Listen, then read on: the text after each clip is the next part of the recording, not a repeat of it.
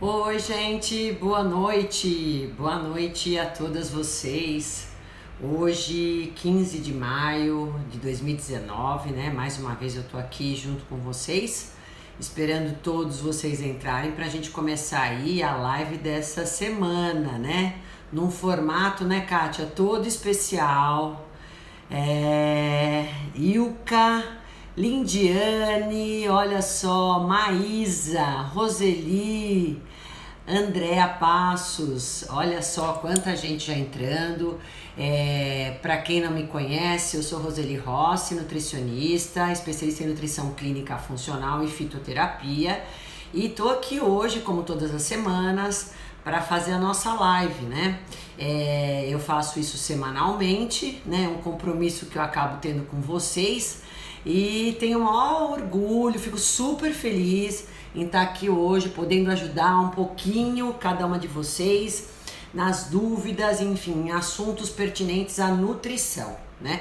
E essa live dessa semana eu fiz num formato diferente. Eu sempre fico pensando quais são os assuntos que mais recorrem aqui na clínica, que as pessoas mais têm dúvidas, para poder então abordar na live semanal. Mas essa semana eu falei, vou deixar aberto, vamos ver o que esse pessoal, o que essas meninas, né, a maioria mulheres, têm de dúvidas aí sobre nutrição e querem saber. Então a gente tem vários assuntos diversos. Eu só não vou poder, gente, me estender demais em cada resposta. Eu vou ver se eu tenho tempo para poder responder todas as perguntas, que vieram muitas perguntas. Eu encerrei só as perguntas a partir das 6 horas de hoje. Então, desde segunda-feira vieram muitas perguntas. Se eu já vou me colocar à disposição e um compromisso com vocês. Todas as perguntas que eu não consegui responder hoje, eu vou fazer uma segunda live, porque eu acredito que são muitas perguntas e eu não vou conseguir responder a todos, tá bom? E eu vou falar o nome das pessoas que fizeram as perguntas, então fique atenta aí para a resposta da sua pergunta, né? Eu vou começar na ordem que eu recebi, tá bom? Então a primeira pergunta foi da Elizabeth. A Elizabeth Fermiano, ela disse o seguinte: ela me perguntou o seguinte: doutora, quais são os alimentos melhores para enxaqueca? Então, muitas de vocês talvez não tenham feito essa pergunta, mas tem um problema de enxaqueca, então já serve para várias de vocês, não só para Elizabeth. Em primeiro lugar, a gente tem que remover, saber a causa dessa enxaqueca. Enxaqueca tem diversas causas, entre elas pode ser alimentar. E se for alimentar, a gente tem que saber quais são os alimentos que essa pessoa tem sensibilidade ou tem intolerância e remover da alimentação. Por quê? Porque nada adianta eu dar nutrientes que ajudam, alimentos fontes desses nutrientes que ajudam a diminuir dores, a melhorar toda a parte circulatória, se eu não tirar a causa da enxaqueca, tá certo? Então, vamos tirar os alimentos, geralmente leite e derivados é a primeira possibilidade, o glúten, e aí vai, pode ser outros, né, decorrentes. E aí depois a gente dá uma alimentação rica em magnésio, que magnésio auxilia muito a dor. Quem são alimentos fontes de magnésio? Gente, os grãos, as sementes principalmente, ômega 3, que é muito bom para a comunicação entre as células, é um anti-inflamatório natural. Eu vou também estar auxiliando aí a parte de antioxidantes, que para a parte cerebral é fundamental, as frutas vermelhas, o chá verde, o próprio cafeína, café, né, incluído aí no chá verde é legal. Por quê? Porque ele acaba também sendo às vezes um causador dessa dor de cabeça, então é importante a gente dar um pouquinho de alimentos ricos em café, e o próprio café, se a pessoa aceitar bem. Então esses são os alimentos que eu mais dou para dor de cabeça, além do que, gente, a água, porque às vezes a enxaqueca recorre da falta de hidratação adequada, e também os probióticos. Lembra que cérebro tá ligada com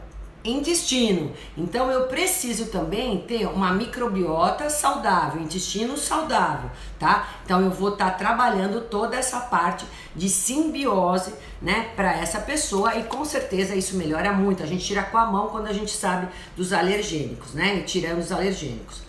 A segunda pergunta é assim: eu queria saber se tapioca engorda, doutora, ou se é igual ao pão francês. Por quê? Porque eu como todos os dias e não consigo emagrecer. Então vamos lá, será que vocês aí, ó, que estão me vendo agora, eu já tô com 24 pessoas aí me assistindo, Débora, olá, oi pessoal, oi Kelly, tudo bem? Será que vocês também têm essa dúvida? A Carmen tá me perguntando isso, é Carmen Silva. Olha, muita gente tem essa dúvida mesmo, acha que para emagrecer basta só comer a tapioca, né? Mantém até outros alimentos ricos em glúten, mas ela só tirou o pão e colocou a tapioca e só fez essa substituição. Gente, para emagrecer, a gente precisa de muitas coisas em conjunto, né? Uma mudança de estilo de vida, não basta só eu trocar o pão pela tapioca, né? Então a tapioca, é lógico que se eu for comparar com o pão, ela é melhor no sentido de ela tem mais nutrientes e não tem glúten, né? O pão francês, o que ele tem? É farinha e sal e água e fermento, não tem mais nada, então não tem nenhum nutriente, ele é pobre em nutriente. E além disso, ele é inflamatório, ele vai fazer retenção de líquidos, né? Então, realmente o pão francês deve ser eliminado. E a tapioca deve ser colocada ou substituída pelo esse pão francês, mas num conjunto de uma alimentação saudável, equilibrada, adequada individualmente. Então não basta só comer tapioca. Comparando com o pão francês, ela tem vantagens. Só uma ressalva, gente, e no caso a Carmen Silva. A tapioca, ela tem alto índice glicêmico. O que é isso? Ela se transforma em açúcar rapidamente. Então, sempre combinada com uma gordura boa, uma proteína boa. Então, ou eu vou pôr a linhaça junto, eu vou pôr o ovo junto, eu vou pôr o frango junto, tá? Por quê? Porque daí eu retardo a digestão dela. Não é só comer tapioca e ainda por cima colocar aí pasta de amendoim só, ou colocar aí recheios à base ainda de carboidratos, como banana, às vezes o pessoal coloca, ou uma manteiga que também é só uma gordura, mas não é uma gordura tão boa, né? Então vamos pensar numa gordura melhor e numa proteína melhor para combinar com a tapioca, tá? E no conjunto da sua alimentação. A terceira pergunta vem, gente, será que eu tô indo muito rápida? Aqui, ó, a terceira pergunta vem de uma seguidora, é da Carmen também, ó. Como sabemos que entramos na menopausa? Bom, em primeiro lugar, eu vou ter que fazer os exames regularmente. Quando eu estiver chegando próximo aos 50 anos, que é uma idade média de menopausa, né, com algumas exceções, a gente vai ter que estar fazendo os exames laboratoriais. A mulher tem que fazer isso periodicamente para se cuidar, saber se está tudo em ordem. Então, através dos exames, a gente vai ver se a gente está entrando numa falência hormonal, né? Se o FSH está subindo, se por acaso o estrogênio, o estradiol, a progesterona, a testosterona estão descendo. E em paralelo a isso, a gente começa a ter também uma irregularidade no ciclo menstrual. Começa a vir, não vir, até que ele não vem de uma vez. E outra possibilidade de avaliação que a gente tem que sempre olhar também é a questão dos sinais, dos sintomas que vocês vão ter. Então, fogachos é o mais comum, irritabilidade, insônia, baixo libido, secura de mucosas. Esses são os 5 sintomas mais importantes da menopausa, tá? Que podem ter, pegar, de repente, as mulheres podem ter em maior ou menor intensidade, tá bom? Bom, aí nós temos uma quarta pergunta, que é da Cíntia Eige. Cíntia, olha lá, vamos lá, pode esperar aí que já vou responder. Opa! Aí, já vou responder a de vocês, hein? Olha só quanta gente tá entrando. Aí, a Débora. Aí, Débora, a cada dia mais linda e com a pele mais fantástica. Saudades das suas aulas. Aí, Débora, um beijo grande pra você. É a nutrição, tá vendo só? Muito bem. Então, a Cíntia Eige perguntou assim: estou fazendo dieta low carb. Só que ela chegou num ponto agora que não tá tendo mais resultados, né? Ela não consegue mais reduzir peso com a dieta low carb. O que eu faço, doutora?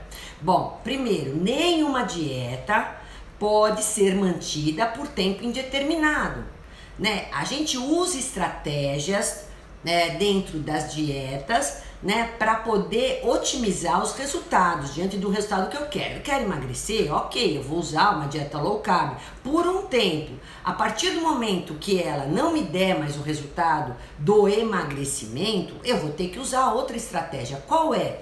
Eu faço uma diferença entre dia a dia de calorias. Um dia eu como mais calorias, outro dia eu como menos. Eu ponho mais proteína, eu ponho um pouco mais de carboidratos, eu vou pôr um pouco mais de gordura. Então eu mexo um pouquinho, eu brinco um pouquinho com o equilíbrio desses macronutrientes. E em paralelo eu vou fazer um gasto calórico maior. Eu tenho que fazer com que essa pessoa que ficou no set point, que a gente chama, naquele processo que estabilizou, o corpo dela já provavelmente se adaptou, eu tenho que fazer um manejo nutricional, né? Uma estratégia que a gente chama, para poder brincar com o metabolismo dela, variar um pouquinho esse balanço energético de entrada e saída de calorias, para que ela comece a responder novamente. Então, nenhuma dieta, gente, é a longo prazo, não dá, o corpo tem adaptação sim, e a gente precisa fazer isso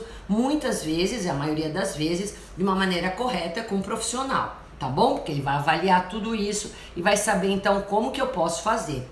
Às vezes eu ponho um dia com 1.500 calorias, outro dia com 1.000 calorias e assim por diante. A Eribeiro Oficial, chegando, doutora, aí, legal, gente, você está linda de azul, obrigada, Andréa Passos. E aí nós vamos para a quinta pergunta. Doutora, minha irmã tá com síndrome do intestino irritado. Tipo uma peneira, passa tudo, né? E ela tem grande intolerância, né? Principalmente, ela tá me colocando aqui, frutose, lactose e glúten. Já perdeu muito peso e se eu indico algum probiótico? Assim, essa pergunta, ela vem de encontro, gente, a várias lives que eu fiz anteriormente, e eu já sempre digo, ó, você, Maria Jaqueline, veja a live de síndrome do intestino irritado, intestino, que eu sempre falo do protocolo que a gente usa especificamente para síndrome do intestino irritado. E no protocolo já tá com certeza a utilização de probióticos. Né? Não tem como ficar sem pré e probióticos na síndrome do intestino irritado, tá? A gente precisa repovoar esse intestino com bactérias do bem. E como eu escolho um probiótico? Eu escolho principalmente probióticos nessa condição que tenham 5 cepas diferentes, lactobacilos, bifidobactérias, né? E tenho que ter no mínimo 5 bilhões, né, de quantidade de micro-organismos. Isso é o mínimo que eu preciso para a síndrome do intestino irritado, né? Quem a gente tem hoje pronto no mercado? Então a gente tem algumas marcas como o Sinfor, da Vitafor, sem querer fazer propaganda, mas é um produto muito bom, ele atinge esse requerimento. O Probiotop também a gente tem da FKM. Então esses probióticos são alguns exemplos do que a gente pode estar usando a nível de probiótico. Lógico que além disso eu preciso da glutamina, que é um aminoácido que vai fazer com que haja uma restauração desses enterócitos, que são as células do intestino, para voltar a ser impermeável outra vez, enzimas digestivas, tirar todos esses grupos de alimentos que são sensíveis e intolerantes, os fermentativos, tá? Então por isso que além dos probióticos tem outras coisas. Vá lá assistir a live do síndrome do intestino irritado. Agora eu tenho aqui...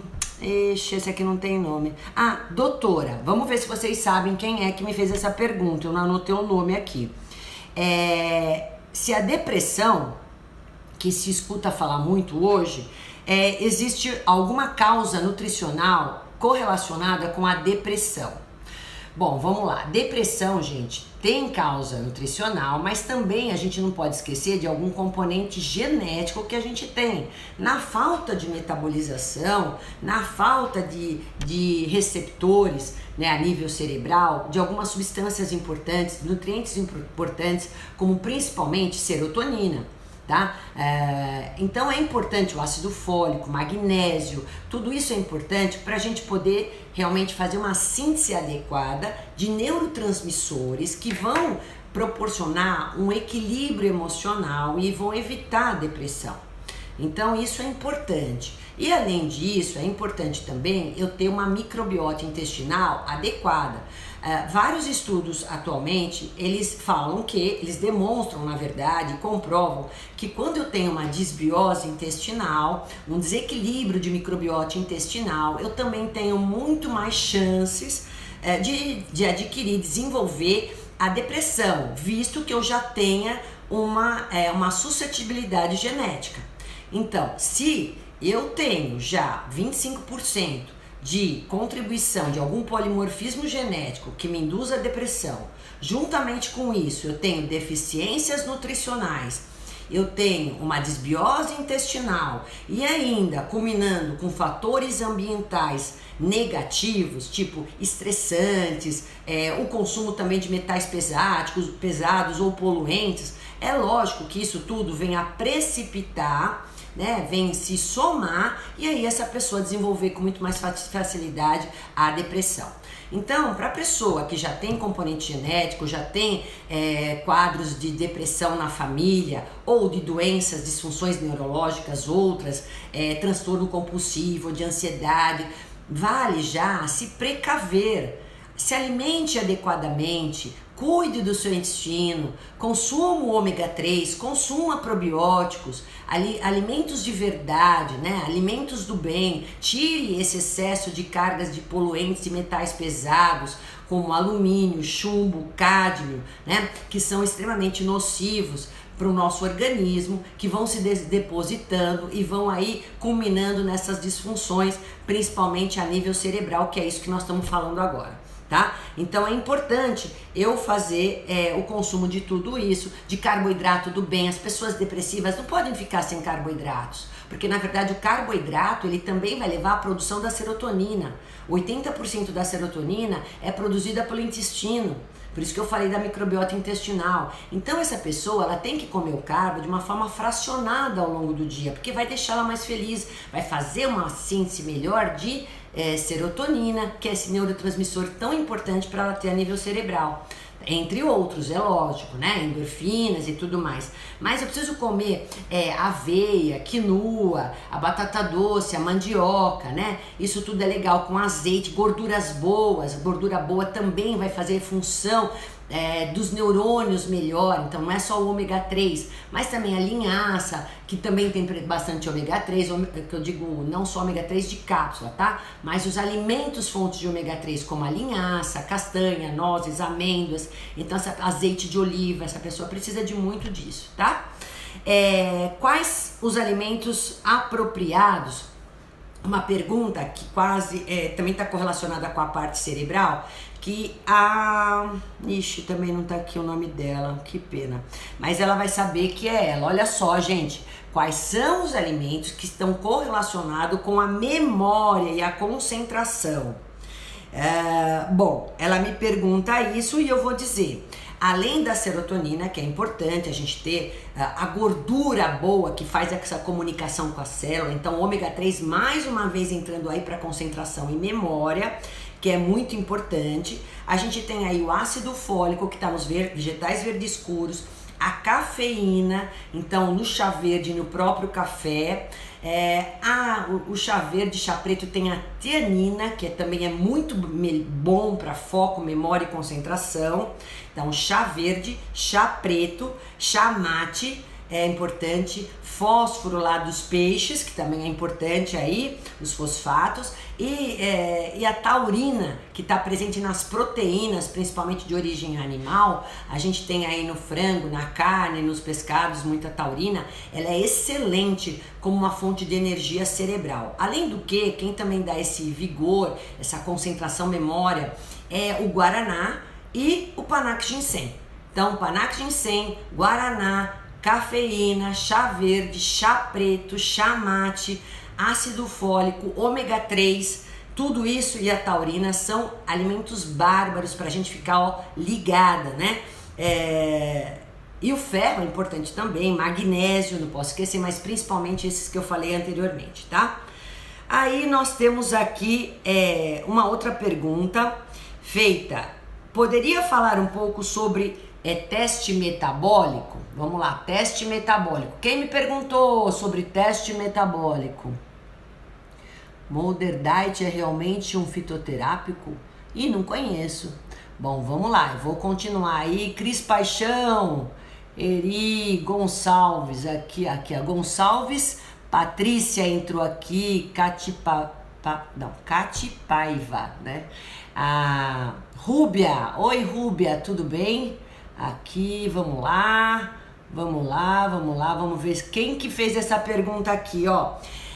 O teste que você está referindo é a bioimpedância, eu acho, né? Que a bioimpedância, até a doutora Juliana hoje fez um post sobre a bioimpedância, ela dá a taxa metabólica basal, entre outros marcadores. Então, quando vocês fazem só a balança, tipo peso na balança, às vezes a balança não é o melhor avaliador para saber se está indo bem a questão da evolução do emagrecimento ou do ganho de massa muscular. Tem que fazer a bioimpedância. A bioimpedância, ela dá a quantidade de massa magra, a quantidade de gordura corporal, ela dá a quantidade de água, a quantidade óssea e ela dá também uma taxa metabólica basal. O que é isso? É o gasto calórico para manter as funções vitais do corpo de vocês. O coração funcionar, os órgãos todos funcionar, o pulmão, tudo funcionar, o cérebro, né? Eu tenho um gasto, mesmo que eu fique de repouso às 24 horas. Então, quando eu faço a bioimpedância, eu tenho esse número. E esse número também, ele está de acordo ou equivalente com a quantidade de massa muscular que vocês têm. Então, quanto mais massa muscular vocês tiverem, maior é a taxa metabólica basal, maior é o gasto calórico basal de vocês, sem fazer nenhuma atividade. Por isso, vocês têm que incentivar o ganho de massa muscular. Por isso sempre fazer a musculação, por isso eu sempre incentivo isso para vocês, porque o exercício físico, principalmente de força, é que vai fazer vocês manterem ou aumentarem a musculatura de vocês e aumentar essa taxa metabólica basal, tá certo? Aí eu tenho uma outra pergunta aqui, feita pela Norma Ferreira. A Norma perguntou o seguinte: como melhorar a digestão, Norma? Bom, como melhorar a digestão? É o seguinte, vamos lá. Primeiro tem que comer devagar, não tomar líquidos nas refeições, mastigar bem o alimento. A Milena Fitness está falando a melhor nutri, amo demais. Olha quantas florzinhas, que bacana, hein? Obrigada, viu, minha linda? Olha só. Então, primeiro, para a gente digerir bem, a gente tem que mastigar bem o alimento, comer devagar e não tomar líquidos na refeição. Eu tenho que fracionar minha refeição, minha alimentação durante o dia. Porque se eu ficar muito tempo em jejum e quando comer muito, eu vou sobrecarregar também todo o sistema digestivo, tá? Então essas são as regras básicas. Além disso, o limão, o vinagre de maçã, o mamão que tem papaina, o abacaxi que tem a bromelina, também ajudam, auxiliam a digestibilidade. Se não bastasse isso, a gente também tem manipulados ou até a venda da farmácia de algumas enzimas digestivas. Então, em casos específicos, que eu já tenho, por exemplo, um problema de gastrite, ou um problema de refluxo, ou mesmo a síndrome do intestino irritado, que eu tenho algumas disfunções, uma dispepsia que a gente chama, uma baixa produção de suco gástrico, eu vou fazer o uso de enzimas digestivas.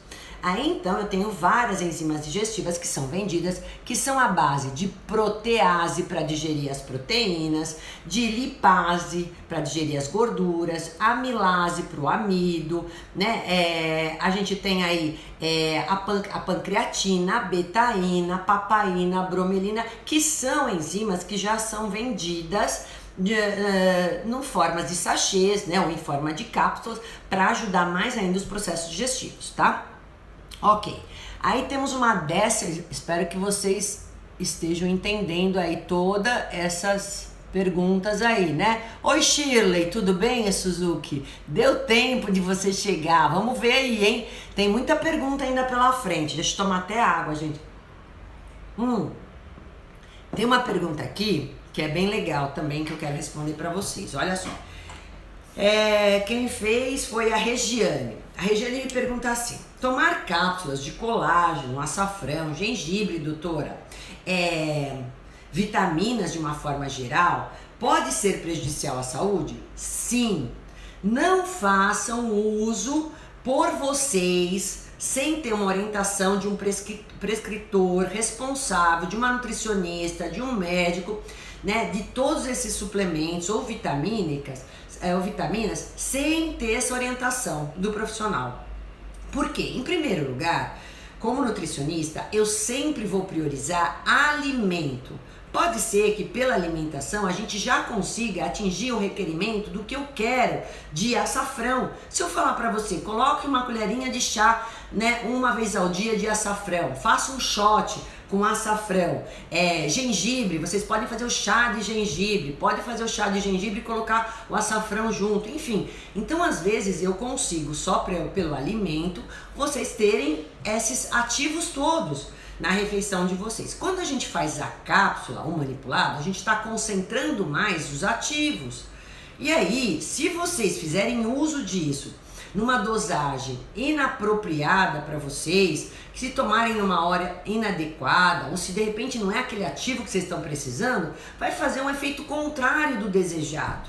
Ou às vezes vocês podem ter uma sensibilidade, um efeito colateral, uma toxicidade. Então não é porque é gengibre, não é porque é o açafrão que não tem problemas colaterais. Lógico que tem, né? Então a gente tem que sempre respeitar, né, a questão da prescrição. O alimento é uma coisa, suplemento é outra, tá bom? Outra pergunta, gente. Aqui foi feito pela Eribeiro, ó lá, oficial. Eu sei que você tá aqui, ó lá, que legal. Essa é uma pergunta sua, hein? Que você me fez. Doutora Roseli, quem tem prolactina alta pode desenvolver doença autoimune lá na frente? É certeza afirmar isso? Infelizmente, sim. A maioria dos estudos demonstram que quem tem prolactina alta pode sim ter mais risco de desenvolver doenças autoimunes, principalmente aí o lúpus eritematoso ou outras. Por quê? Porque a prolactina é um imunomodulador. Ela vai simplesmente modular as células do sistema imunológico. Quando eu tenho uma doença autoimune, gente, eu tenho o quê? As células do próprio corpo não reconhecendo as células do nosso corpo e contra-atacando-as, né? Então é um ataque das células do próprio organismo. Isso é uma doença autoimune, quando eu tenho uma disfunção do meu sistema imunológico, ele está ativado demais, né? Então, como a prolactina é um imunomodulador, quando eu tenho ela em quantidades maiores, eu vou ter mais risco de ter doença autoimune. Agora, é lógico que quem já tem essa prolactina e não tem a doença autoimune, sabendo disso, pode já se precaver, porque a doença autoimune não depende só da prolactina alta, ela vai depender de eu ter uma alimentação adequada, de eu modular os fatores estressantes ambientais, emocionais, né? Não ter esse estresse maluco, fazer exercício físico. Então tudo isso vai ajudar para que eu não desenvolva, né, doenças autoimunes, porque eu já sei que eu tenho um fator de risco que é a prolactina alta, tá bom? Respondi a sua pergunta, Eribeiro oficial. Olha só, vamos lá. Meninas, olha aí, a Patrícia aqui, Beatriz, Patrícia Eribeiro. Doutora, a primeira pergunta foi de quem? A primeira pergunta foi, deixa eu ver aqui que eu já tô na parte 1 aqui. Ixi, peraí que eu tô me perdida aqui. A primeira foi da Elizabeth, porque você pensou que fosse a sua? Ó, 11ª foi essa daí que eu respondi da prolactina. Agora, a 12ª, o jejum intermitente pode ser feito por tempo indeterminado? Eu acho que eu já respondi quando eu falei sobre o low carb. Da mesma forma que o low carb, o jejum intermitente também não pode ser feito por um tempo indeterminado. Primeiro tem que ser prescrito, gente, tem que ser orientado. Não é para todo mundo que a gente pode dar jejum intermitente. Quem tem hipoglicemia, quem tem problemas com relação a disfunções neurológicas, enfim, eu tenho que avaliar quem é essa pessoa. Se a pessoa... aqui, deixa eu responder uma coisa aqui. A Gonçalves, Patrícia, e a chia com tapioca? Fica legal, mas ainda põe uma proteína, só a chia não é suficiente, tá bom? Porque daí eu tenho uma gordura com carboidrato, mas pondo uma proteína eu vou ficar melhor ainda, tá? E a chia sempre hidratada, lembra que eu já falei disso, tá?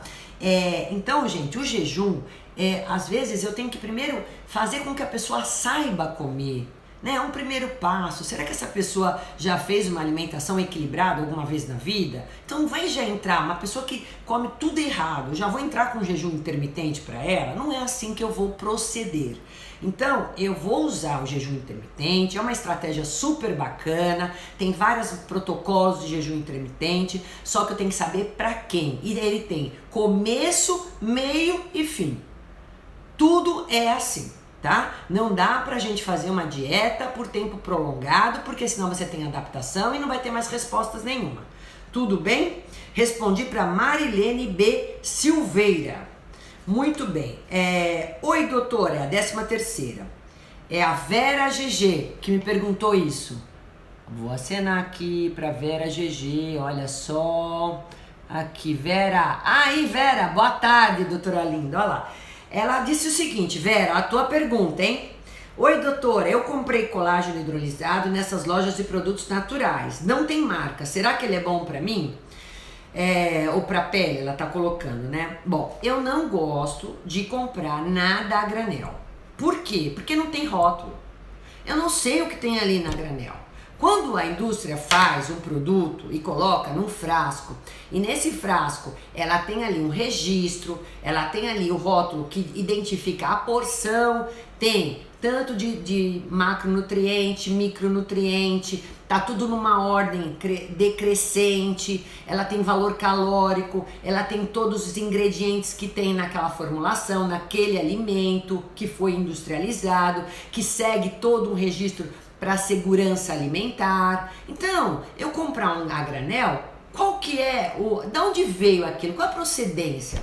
Qual o rótulo daquilo? Não existe. Como que eu vou saber se é um produto seguro, Vera?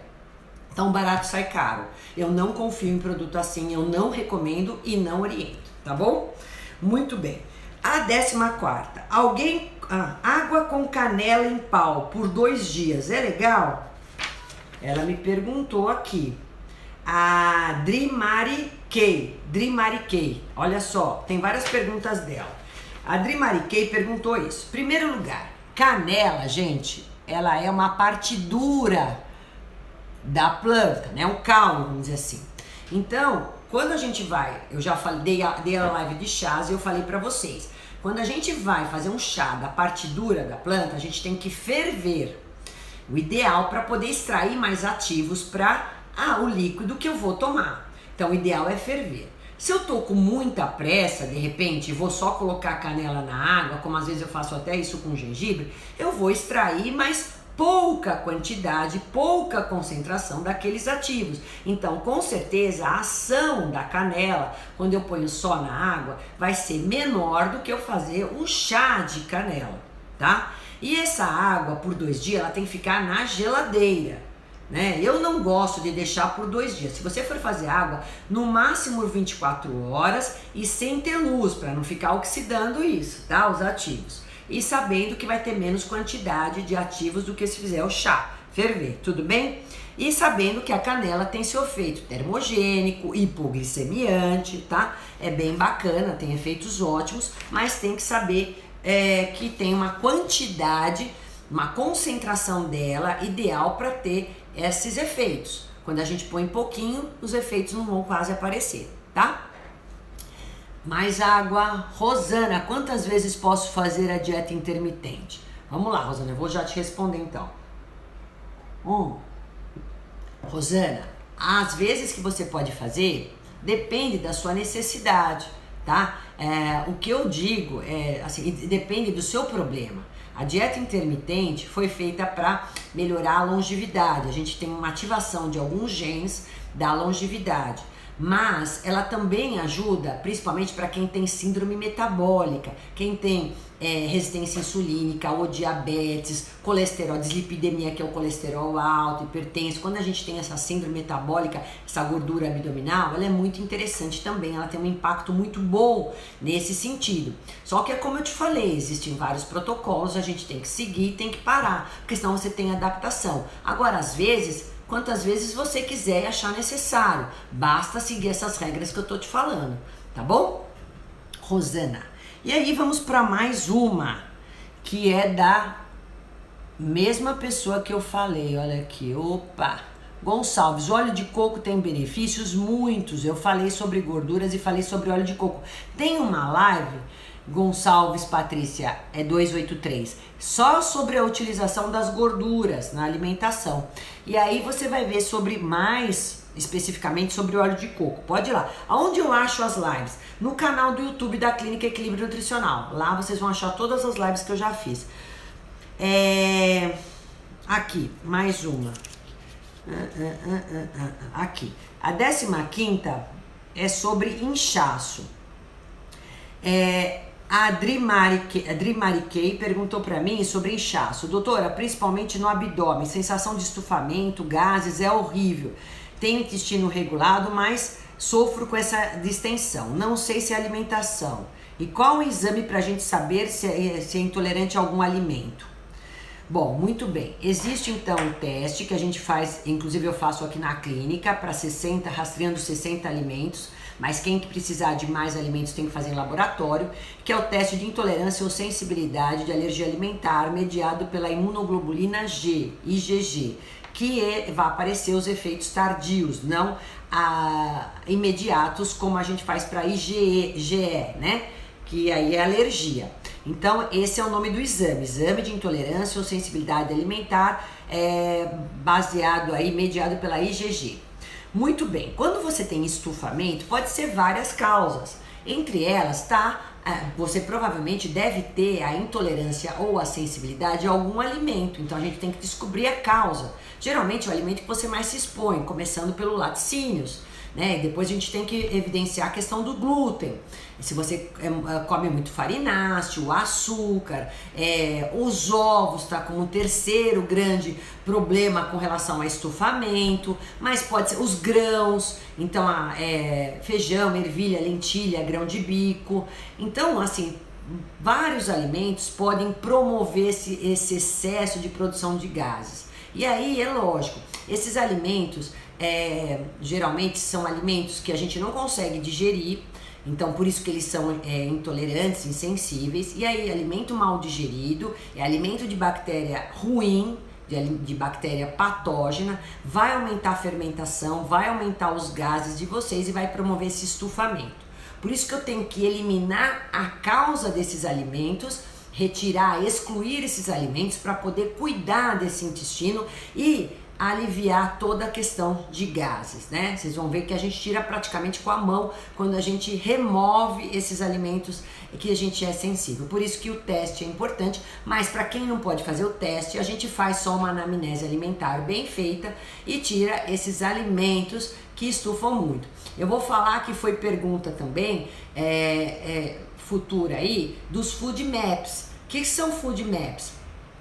Também são os fruto-oligosacarídeos fermentáveis, que são às vezes algumas frutas ou até alguns legumes, os grãos, como eu falei para vocês, que podem demorar para a gente ter digestão e são mais fermentáveis. A gente também tem que tirar isso, porque senão você vai ficar estufada. Tá? Então, cuidado com esses alimentos. Além disso, comer devagar, mastigar bem o alimento, não tomar líquidos na refeição, usar os probióticos, usar a glutamina, usar as enzimas digestivas. Então, tem que seguir todo esse protocolo direitinho, tá? Fracionar a alimentação, tudo isso. Aí nós temos agora uma outra pergunta dela também, que ela fala: existe a pílula da beleza, doutora?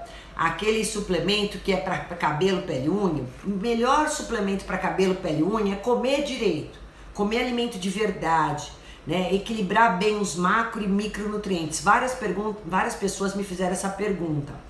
Então, gente, não existe um suplemento que eu vá dar que vai ajudar vocês nessa parte estética. Vocês têm que entender que tudo começa de dentro para fora. Nossa beleza tem que ser de dentro, interna para fora. Não adianta só aquela pessoa que cuida só da carcaça e dentro tá tudo estragado. Não é assim que funciona.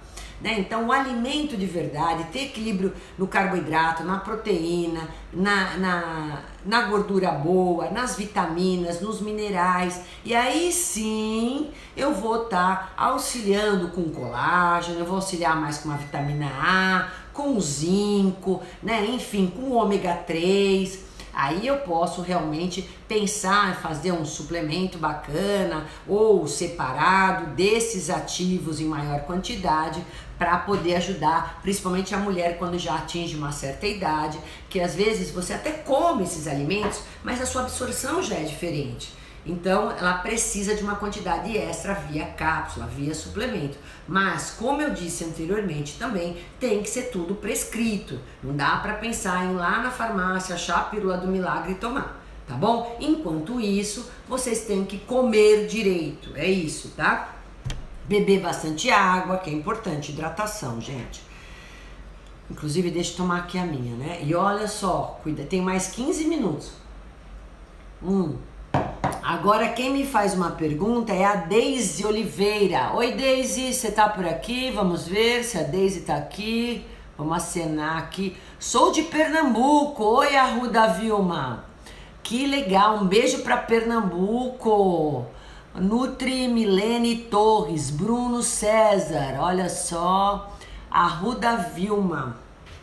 Que legal, lhe admiro muito. Márcia, um beijo pra vocês. Deixa eu dar uma pausa aqui, né? Que eu falo tão depressa que eu quero responder a todo mundo e acabo falando rápido demais. Ok, doutora Maria, doutora, queria saber qual é o colágeno que você indica. Calma, que tem muita pergunta de colágeno, já vem ela. A Deise Oliveira me pergunta: fale sobre os possíveis suplementos que potencializam as articulações, que beneficiam, na verdade, né? Então é lógico que eu tenho que pensar no cálcio, no magnésio, na vitamina D, né, que é importante, no colágeno, no boro, na vitamina K, que também é super importante, no manganês.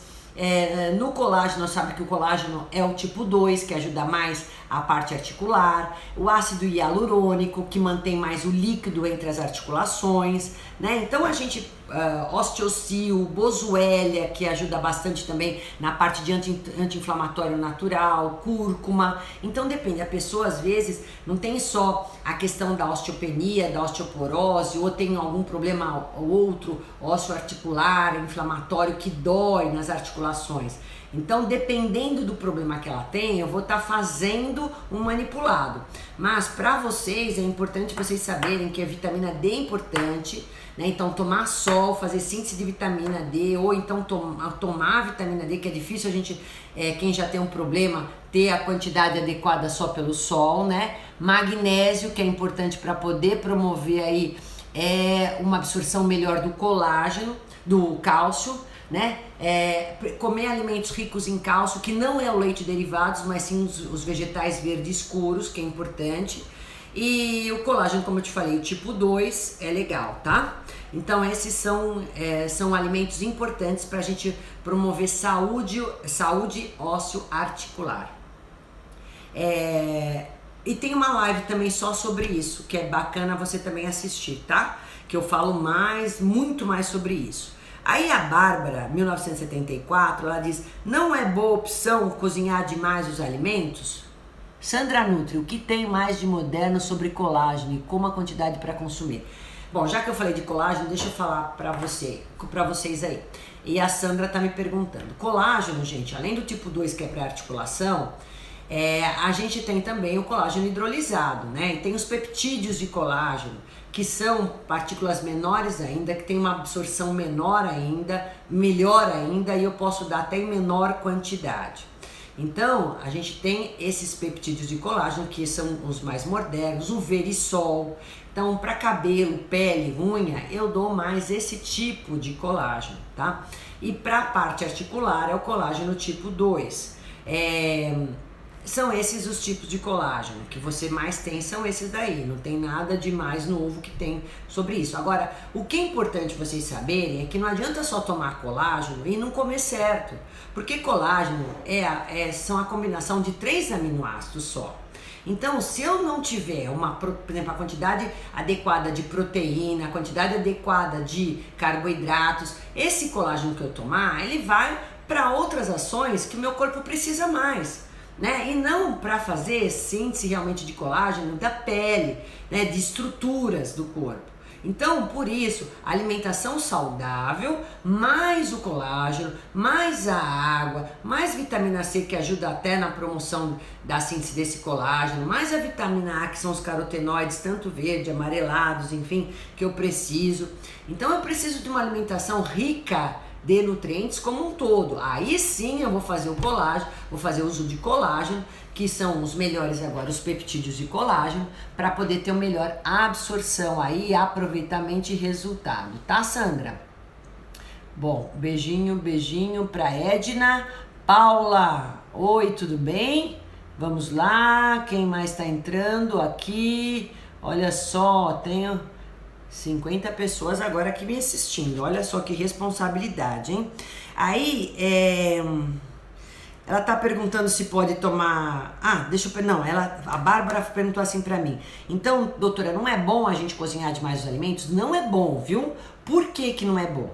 Porque o cozimento exagerado diminui a ação de fibra, que as fibras são parte importante do alimento para promover saciedade, retardar o esvaziamento gástrico, modular a glicemia, melhorar toda a microbiota intestinal. A fibra é excelente para isso, ela faz uma varredura de toxinas, melhora as fibras que são insolúveis, elas vão melhorar todo o bolo fecal, melhorar o peristaltismo intestinal e a função intestinal. As que são solúveis, melhora colesterol, diminui colesterol, melhora a glicemia. Então as fibras, parte importantíssima dos alimentos. E quando eu cozinho demais, eu vou reduzir a ação dessas fibras. Além disso, eu posso fazer uma desnaturação de proteína, que eu vou diminuir então a quantidade da proteína do alimento, e posso também diminuir as vitaminas de alguns alimentos que são sensíveis ao calor, como o caso da vitamina C. Então, cozinhar demais o alimento não é bom. Além do que, ele vai sofrer maior quebra. Então, a digestão desse alimento é muito mais rápida. E às vezes não é isso que eu quero, né? Eu quero que vocês tenham saciedade por aquele alimento. Então, por isso que ele sempre ao dente é melhor, tá? Nunca tomar cápsulas de colágeno por conta própria. Sempre eu falei que o ideal é sempre fazer individualização, quantidade, horário e tudo mais, e saber qual que é o melhor colágeno. É a Cláudia Leobas que está me perguntando isso. E enzimas digestivas eu já falei para vocês.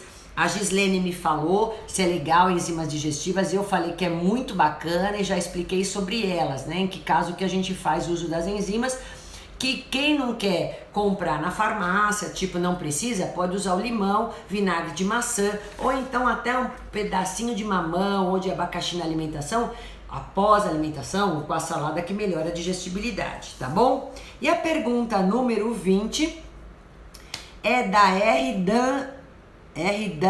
Danisa Santana, é isso? Danisa Santana, é isso mesmo, eu acho que é isso, né? Ela me pergunta assim: posso substituir o consumo das cápsulas de ômega 3 por óleo de linhaça e qual a quantidade? Bom, gente, a cápsula de ômega 3 pode sim ser substituída. Eu substituo por óleo de linhaça principalmente para os vegetarianos, né? Ou para quem às vezes não gosta de consumir cápsula. Eu tenho vários pacientes que não gostam. E quando eu dou o ômega 3, ele é óleo de peixe, e às vezes você abre a cápsula, fica aquele cheiro, aquele gosto, e às vezes a pessoa não gosta. Então pode sim, o óleo de linhaça, ele é mais aceito, e a quantidade adequada para suprir a necessidade é em torno de 2 gramas ao dia, em média, né, de 2 gramas, que é uma colherinha de chá de óleo de linhaça, tá? Danúbia Iris, é isso? Gente, sem óculos eu sou uma catástrofe, né? E depois esses nomes que vocês têm de endereço aí do Instagram são mais... Olha, Giovana Baldi, Giovana BDM, é isso, né? Aí sempre me seguindo. Um beijo pra você, querida Kelly Oliver. Olha aqui. Boa noite. Aqui, ó, queria saber dicas sobre alimentação na gestação. É a Danúbia Iris. Bom, a gestação, assim como na amamentação, que vocês teve uma pergunta mais pra frente que fala sobre isso, tem que ficar olhando a hora aqui. Primeiro, alimentos de verdade. Eu já tenho uma live, fiz uma live sobre a gestação e amamentação. Se você quiser, pode assistir essa live também, que é super específica sobre o assunto, mas vou falar em linhas gerais. Tudo que vocês comem e bebem passa para o bebê, tanto durante a gestação como na amamentação. Então, mesmo que você procurou um parceiro bacana, juntou com os genes dele, você pode fazer uma mudança genética no seu bebê a partir do momento que você não se alimentar direito na gestação. Então, olha a responsabilidade de uma mãe durante o período gestacional. Gente, alimento de verdade, alimento natural, retire todos os alimentos industrializados, nada de saquinho, nada de suco de caixinha, nada de caixinha. Vamos consumir vegetais, legumes, frutas, cereais integrais, aqueles tubérculos todos, inhame, batata doce, mandioca, né? Então todos os verdes escuros que tem muito ácido fólico, que é importantíssimo na amamentação, o espinafre, o brócolis, né? Proteínas de bom valor biológico, então peixes, mais peixes por causa do ômega 3 e também por causa das proteínas magras de fácil digestão que as mães não digerem bem, né, durante a gestação. Então é importante eu ter os grãos, feijão, ervilha, lentilha, grão de bico, as frutas, as castanhas, nozes, amêndoas, a chia, a linhaça, azeite de oliva, muita água, uma boa hidratação. Água de coco é excelente na gestação. Fracione a sua alimentação, não fique em jejum prolongado, né? Cuidado com sal e açúcar, que eu praticamente removo da alimentação o açúcar e dou pouco sal para a mulher não inchar muito, né? Então tudo isso é importante. Os chás para gestação, hortelã, camomila, cidreira e erva doce, o resto não pode consumir. Porque é contraindicado. A gente tem que consumir alimentos com vitamina D, né? É importante. Então a gema de ovo é importante, ou até suplementar com vitamina D, porque dificilmente a gente consegue atingir, né? O ômega 3, o DHA, ômega 3 também, para a gente evitar a depressão pós-parto nessa mulher que está gestante. E é importante eu fazer então ômega 3 durante a gestação. Os probióticos durante a gestação são fundamentais. Eu também não deixo nenhuma gestante sem probiótico, nem na gestação e nem na amamentação, tá? A única ressalva na amamentação é assim, lembrar de mais líquido ainda, e eu tiro alguns alimentos que são mais fermentativos e podem produzir mais gases para o bebê nos primeiros 3 meses que essa mãe amamenta. Então eu tiro os grãos, eu sou mais os caldos, brócolis, couve-flor, repolho também eu tiro nesse primeiro momento, tá? E aí eu tenho que, lógico, eu tô falando em linhas gerais, tanto para gestante como para lactente, eu tenho que considerar os aspectos individuais, né? O que essa pessoa, o que essa mãe tolera, ver as reações que o bebê tem conforme a alimentação da mãe. Às vezes ele tem constipação, às vezes solta o intestino. Olhem muito para as fezes do bebê, né? Vejam se ele tem muita cólica, de certo é o que você está comendo, né? Tire refrigerante, bebida alcoólica, sucos de caixinha, isso tudo, gente, eu não preciso nem falar que é totalmente contraindicado na gestação e na amamentação, tá bom? Isso em linhas gerais, mas tem uma live só sobre isso. Gente, eu tô aqui na pergunta 21 e eu tenho, só para vocês poderem saber, até a 30. Eu tenho mais 10 perguntas para se fazerem. Eu tô com medo de... vou fazer mais essa daqui, ó, e eu vou ter que parar. Doutora, qual a melhor dieta para as mães que ainda estão dando de mamar? Ah, acabei de falar. Eu respondi para Juliana Benícios, olha aí, tá? Eu acabei de responder essa pergunta agora. Qual o melhor colágeno? A Gerlene, eu já falei sobre o colágeno, né? Depende do que você quer. É para articulação, é para cabelo, pele e unha, então ou o C2, o tipo 2 para articulação, ou então hidrolisado, verisol, o silício orgânico, né, que é importante, os peptídeos de colágeno para cabelo, pele e unha. Tenho cabelo muito fino e unha fraca, doutora, como fazer? Então, ó, vamos lembrar de uma alimentação bacana.